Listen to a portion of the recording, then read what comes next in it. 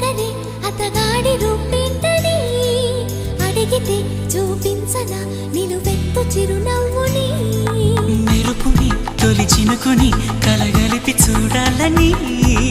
ఎవరికి అనిపించిన చూడొచ్చు నా చెలియని ఇన్నాళ్ళిలా తనొస్తాడని చూడాలట ప్రతి దారిని ఏ తోటలో తనందోనని ఎటు పంపను నా మనసుని